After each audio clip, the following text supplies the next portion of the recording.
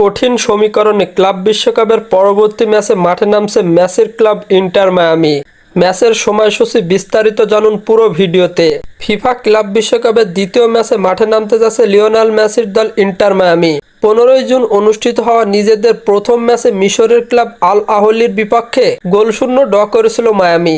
ফলে এক ম্যাচ শেষে 1 পয়েন্ট নিয়ে পয়েন্ট টেবিলে চতুর্থ স্থানে অবস্থান করছে হাবিয়ার মাসচেরানোর শিষ্যরা। আল আহলির বিপক্ষে ম্যাচে গোলের অনেক চেষ্টা করলেও সফল হয়নি মেসিরা।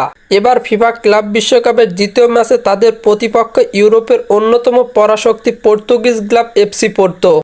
এফসি পোর্তো তাদের প্রথম ম্যাচে ড্র করে 1 পয়েন্ট অর্জন করেছে। তবে গোল ব্যবধানে এগিয়ে থাকায় তারা অবস্থান করছে পয়েন্ট টেবিলের দ্বিতীয় স্থানে। সেমিফাইনালের আশা টিকিয়ে রাখতে হলে এই ম্যাচে জয় ছাড়া কোনো পথ খোলা নেই দুই দলের। ইন্টার মায়ামি বনাম এফসি পোর্তোর মধ্যকার ম্যাচটি অনুষ্ঠিত হবে বাংলাদেশ সময় অনুযায়ী 20 জুন রাত 1টায়, অর্থাৎ 19 জুন রাত 12টার 1 ঘন্টা পর।